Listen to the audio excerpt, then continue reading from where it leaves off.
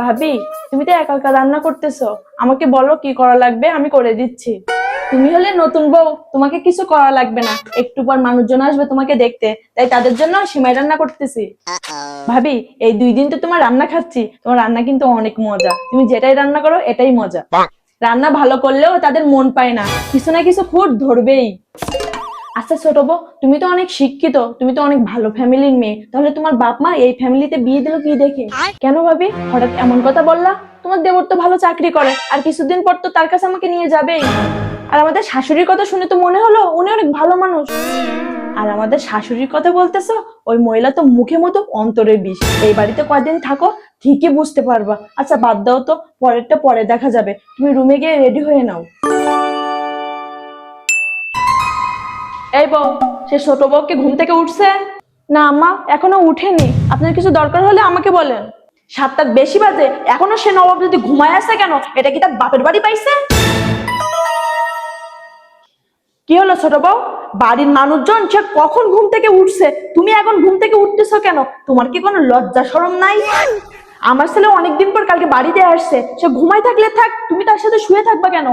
আম্মা, কালকে রাতে আপনার ছেলে অনেক দেরি করে বাড়িতে আসছিল, খেয়ে শুতে শুতে অনেক দেরি হয়ে গেছিল, এজন্য সকালে উঠতে একটু দেরি হয়েছে। যাও, আজকে রান্নাটা তুমি করবা। আর শোনো, জামাই বাড়িতে আসছে বলে ঘরে বসে জামাইয়ের সাথে ফিস ফিস করবা না। তোমার তো কোনো লজ্জা শরমই নাই, কিন্তু আমাদের তো লজ্জা শরম আছে। দেখছো দেখছো ভাবি, সে কিভাবে নোংরা ভাষায় কথা বলে চলে গেল। আমার সাথে যে ব্যবহার করে সে অনুযায়ী তোমার সাথে কিছুই করিনি। ওই মহিলার ব্যবহার এর থেকেও খারাপ। তোমার ভাইয়া যদি কোনোদিন তাড়াতাড়ি বাড়িতে আসে, তাহলে আমাকে ঘরে থাকতে দেয় না, ঘর থেকে ডেকে এনে কোনো না কোনো কাজে লাগিয়ে দেয়। আসল কথা হলো, ছেলে বউ একসাথে দেখলে সে সহ্য করতে পারে না। আজব তো, ছেলের পাশে বউকে যেহেতু সহ্য করতে পারে না, তাহলে ছেলে বিয়ে দেওয়ার দরকার কি? সে যদি আমার সাথে এমন ব্যবহার করে, আমি কিন্তু মেনে নিব না। আম্মা, আপনি তো জানেন আপনার ছেলে ঢাকাতে পোস্টিং হয়েছে, তার ওইখানে খাওয়া দাওয়া খুবই কষ্ট হয়ে যাচ্ছে। আমি বলি কি, সে আর কতদিন এভাবে কষ্ট করবে? তার থেকে আমি ওর ওইখানে গিয়ে থাকি। আমি থাকলে তার সব দিক থেকে সুবিধা হবে। আপনার ছেলে আপনার ভয়েও কিছু বলতে পারে না, তাই আমিই বলছি। এতদিন যেভাবে চাকরি করছে এখনো সেভাবে চাকরি করবে। এতদিন কি না খেয়েছিল নাকি? বউ তার কাছে নিয়ে গেলে তাহলে বাপ মাকে কে দেখাশোনা করবে? আমরা যতদিন বেঁচে আছি কোথাও যাওয়া হবে না, আমরা মরার পরে যা ইচ্ছা তাই কইরো। আম্মা, আসল কথা বলেন, বউ ছেলের কাছে গিয়ে থাকবে এটা আপনি সহ্য করতে পারতেছেন না, তাই আপনি এই কথাগুলো বলতেছেন।